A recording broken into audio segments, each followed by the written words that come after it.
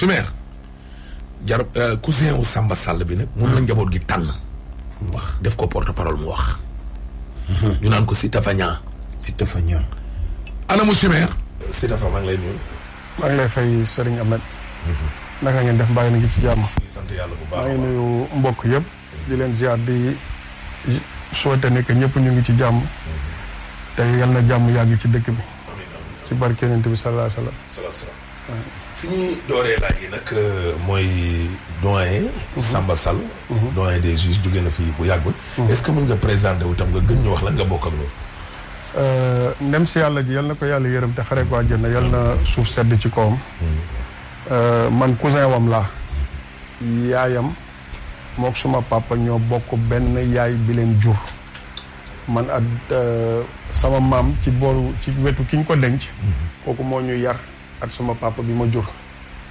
ñu màggandoor diggante Sokone ak Dakar waaye moom nag def na ay Foundiougne ak Kaolack ñun loolu la ñu bokk man sama ay leçon ci moom laa ko daan réciter daf ma daan jàppale it ci ay exercices ak di ma surveiller parce que magee na ma quelques années d'accord mais gis nañ ne nag bi mu génnee àdduna ak dossier bi ñu ko mujjee dénk di dossier wu Ousmane Sonko bi coow yi nag daf ci bëri daal ngeen gis ci wax yooyu yoo xam ne neexu leen ci nit koo xam ni dafay nekkoon ba ci yàgg jóge fi waaw dëgg la Sénégal dafa nekk réew moo xam ne nit ñi neexuñu waxal te nit ñi foog ñu xam ne dee du gàcce ndax bu doon gàcce yàlla du ko teg yonent bi sallallahu alayhi wa sallam ku gën Samba yàlla du ko teg dee honneur la loolu la sëñ Cheikh doon wax mu ni dee c'est un honneur te nit ñi foog ñu xam it ne gannaaw loolu yàlla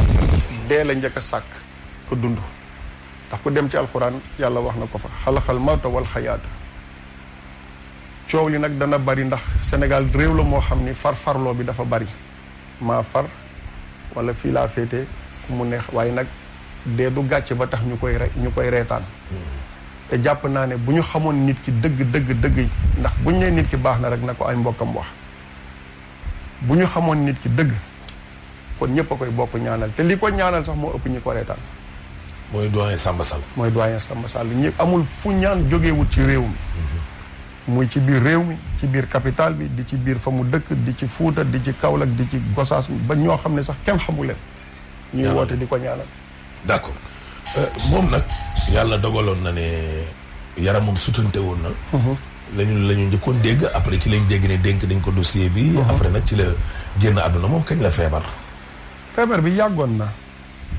bi yàggoon na du woon nekkul woon loo xam ne nii sax ci biir bi muy jël dossier bi la waaw feebar bi moom dëgg fa neex yàlla yàggoon na ba tane woon na bu baax a baax sax alhamdulilah macha allah feebar nag dafa jotewut ak dee dara nit feebar na ba ñëpp foog ne dafay dem mu jóg nit toog na it dara jotu ko mu xëy dem taw at xiin jotewuñu dara waaw kon feebar bi daal laalewul dara ak dossier bi bokkul dara waaw li tax ñu laaj la loolu rek mooy gis nañ fi ñenn ci ay télé naan dossier bi dee leen xool képp kuñ ko jox fan ngay mujjee après ñu wanewaat leen loolu xam nga en tant que ay bokkam waaw Sénégal dafa nekk réew moo xam ni ñoom dama jàpp ne ñoom am na ci ñoo xam ne pour ñoom dañoo coup d'état yàlla jël place am man loolu laa gëm dossier bi dafa mystique dossier bi c'est pas mystique et tout ça là yooyu c'est du cinéma en toute sincérité c'est du cinéma parce que li tax ma ni c'est du cinéma bu fekkee ne ni dossier bi dafa mystique ba mystique comme ñoom ni ñu koy waxee ni ñu koy maanaam ñu koy ngandalee daal waaw image bi ñu koy jox waaw mais kon kay kii ndey mbili bi nañ ko fi jëlee ki taxaw accusé diw ne daf ma def lii ba tax coow li yëpp am ndax c'est de cause à effet bu ko accusé wutoon kon coow li du am waaw léegi pourquoi kooku mu ngi fi ba léegi pourquoi le mystique ne l'a pas atteint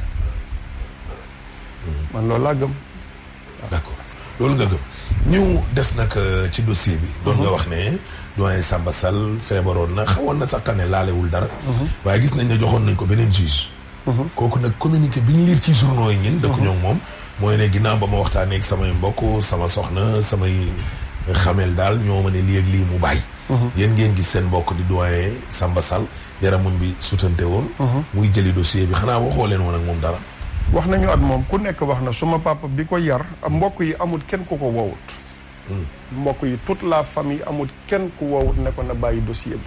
na bàyyi. na jël dossier bi mu bàyyi. ñépp a ko wax man mii di wax ak yow.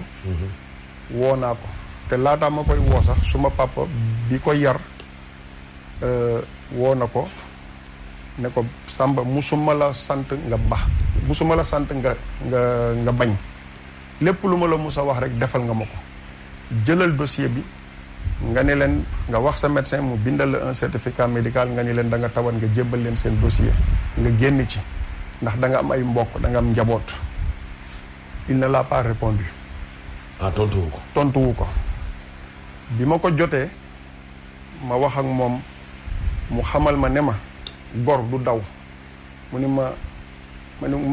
ma bul tiit surtout man fay du am lu muy tiit ma ni ko dëgg la mu ni ma gor du daw man gor laa mënuma nekk doyen des juges ñu ëlbati ko jox ma dossier bi ma di ko daw un commandant mënul nekk ci bateau bi nekk en danger muy tëb le premier donc dafa nekk nit koo xam ne nit ñi moo tax ñiy reetaan xamuñu góor dëgg un homme de courage Samba ñaar la xam ci àddunaam lii lay woon jom li dama lay jox benn anecdote bi mu nekkee xale benn yoon la mës a jël 3e ci seen classe sam papa di ko ci xas Samba jooy na ko toute une journée et des jours sax à partir de ce jour depuis ce jour là Samba musul jël 3e premier wala 2e ba ni muy duggee université notam yi yëpp a ngi ci sama archive bu papa yi donc kooku maanaam mun nañ wax ne c'est maanaam nitu jom la par excellence Samba doo xam lu ko naqari doo xam lu ko neex il n'a pas voulu. mais pourquoi yéen lan moo leen animé woon ba ngeen ne ko bu leen jël dossier bi da ngeen a ragaloon wala da ngeen jàpp ne dossier bi politique rek la wala injustice daf ci am. wala da ngeen a ragaloon mystique comme ni ko ñenn ñi di waxe non xam nga mystique tout le monde est mystique tout le monde peut être mystique ku nekk ak lim ko jaral waaye dafa am foo xam ne àdduna bu ñu fa tolloo dañuy bàyyi lépp ci loxo yàlla li taxoon ñu ko doon wax rek c'était pour maanaam dara bañ ko cee fekk pour maanaam tamit la sécurité de la famille parce que un état quel qu'elle soit n'a pas d'amis ils ont que des intérêts te Jacques Chirac dafa mus a wax benn wax mu ni la démocratie s'arrête là où commence la raison d'État donc li taxoon man personnellement ma doon ko wax moo di ne dëkk bi jamono jooju mu ngi métti ñu ngi lakk kër yi ñu ngi def nii am na ñu ci ay bakken yu ci dee à telle enseigne que ñu assigné ko benn garde du corps mais man je dis que si un président mu ngi nekk palais ñu barricade ko mu yore beaucoup de garde du corps que ça soit le ministre wala keneen un juge des doyens ñu banaliser ko comme ça jox ko benn de garde du corps c'est pas noble.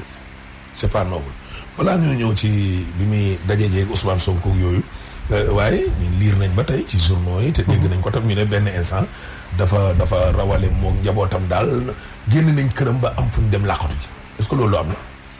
Ahmed keneen ku mu doonoon ku dul moom dana ko def. kon génnoon na këram dëggantaan. génn na këram dem fu ñuy wax ci booru hôtel Pullman dëkk foofu. il n'était plus joignable. il l'a fait parce que tamit dafa yore njaboot. yéen mënoo leen ko woon jot. non bon am na nag suñu ay ñenn peut-être 1 ou 2 membres de la famille yu xam fi ñu nekkoon te loolu keneen ku mu mënoon a ci doon ak fi situation bi dëkk bi tolloon ba pare à part ça sax defu ko non seulement pour njabootam mais daf ko def tamit pour ses collègues magistrats yi nga xam ne ñoom ñoo dëkk ci cité bi. dafa mujj génn cité yu magistrat yi fii. dem fële ci booru hôtel Pullman nekk fa foofu la nekkoon avec sa famille moo tax après mun naa leen envoyer ngeen teg audio bi il a demandé pardon à ses collègues magistrats xamal leen ne leen pression bi métti woon na waaye nag fii Sénégal nit ñi maanaam xàmmeewuñu ku jël ni justice di doxee ku jël dossier ak ku jël décision muy demander magistrat wa mi ne leen ngeen baal ma ndax pression bi métti woon na trop ci yéen métti woon na trop ci man donc ku mel noonu dëgg fa neex yàlla jàmm la doon ut waaw. d'accord léegi balaa ñëw ñëw nag ci wàllum levée du corps bi ak bi mu génnee àdduna ak bi ñu leen waxee ne làqu na ak yooyu. bi muy dem. jokkoon na ak sa papa. bi muy dem xamalu ko kenn parce que bi muy gisee ji ak Ousmane Sonko ak yooyu yëpp. waaw maanaam wala këram nga fële la jógee rek dem tribunal. foofu la jógee dem sam papa bi la veille daf ko wax ne ko na bàyyi dossier bi mais tontuwu ko parce que xam naa ne connaissant le doyen des juges dafa jox sam papa trop de respect daf ko jox cër waaye tamit secret professionnel mayu ko mu xamal leen ne leen bu xëyee daf koy libérer il peut pas le faire. parce que ay famille non wala magistrat yi. junj nañu ko rek ñun ñii. lu mu leen junjoon. man le jour même bi muy libéré Sonko il m'a appelé ci WhatsApp bi. avant affaire bi commencé. avant mu koy recevoir une demi-heure avant muy recevoir Sonko il m'a appelé ci WhatsApp bi parce que comme je n'arrivais pas à le joindre ma bàyyee ko message xam naa ne bi mu connecté waatee téléphone am connexion bi mu gis sama message yi il m'a rappelé ma ni ko sa liggéey la man mënuma ci dugg. c'est li la sa conscience may ak li la loi may nga def ko pour l'intérêt du pays. léegi lan la junj. mu ni ma tout ira bien bu fekkente ni ci man dong la des réew mi du tàkk ku dee rek nag yàgg sa bàmmeel xëy na nag dina am ñoo xam ne dinañ ne mbokk moo nekk di wax waaye mbokk gi dafa am lu ko jiitu mooy dëgg gi ca yàlla li ma wax rek laa wax textuellement. loolu yow lan nga ci njàngat maanaam mooy du ma tëj Ousmane Sonko. man xamoon naa ne du ko tëj jour boobu bi ñu ci waxee xamoon naa ne incha allahu rabbi dina ko libéré waaw. loolu moom waaye am na daal kenn ci seeni mbokk yoo xam ne moom dëggal na ni sax. doyen daf ne nekkul ne moom moo mettre Ousmane Sonko sous contrôle judiciaire loolu c'est-à-dire. man mii di wax ak yow nii. il me l'a dit. ah mais moom bu sous contrôle judiciaire wul Ousmane Sonko kan moo ko def alors. ah mais la hiérarchie fii Sénégal la on parle de démocratie mais ñëpp xam nañ ne Afrique la vraie démocratie. non hiérarchie mais greffier bi mooy toog ak Ousmane Sonko ak avocat am ak moom mooy du bind. xam nga lim ma wax. dama ne ko léegi nag naka la fa mbir mi demee bi ñu paree ba pare ne ko ci jërëjëf parce que il faut tamit le remercier après tout ndax jàmm amoon na te jàmm jooju moom la ñëpp doon wër. moom la ñëpp doon séentu. mu xamal ma ne ma moom. placé wu ko sous contrôle judiciaire. ah mais kon kat moo ko placé sous contrôle judiciaire. ñi ci kaw. ay kilifaam. ah mais bien sûr. mais c'est eux qui l'ont placé à ñan ñooy ay kilifaam loolu Ahmed journaliste nga je pense que di nga ko xam. ministre bi président Serigne Bassirou Gueye. ñi ci nga xam ne daal ñoo ko yilif. ñoo placé Sonko sous contrôle judiciaire mais du Samba Sall. ah mais xanaa cachet beeg. signé moom ku mu doon jàkkaarloo xanaa bu paree moom dina signé juge bi signé wala. l'État a beaucoup de moyens. mais moom nekkul ne moo placé Sonko sous contrôle judiciaire. mu ngi ci dëgg maa ngi ci fen nekkul ne moom moo ko placé moo tax loolu il faut que sénégalais yi xam ko. il faut que sénégalais yi xam ne Samba Sall dafa sauver le Sénégal. mais li nga wax noonu garaaw na de. Ahmed. Samba Sall bu ñu doon wax ne kan moo war a nekk l'homme de l'année ci année 2021 bii. moom la war a nekk. ndax jàmm oor nañu ci jàmm. julli ci jàmm.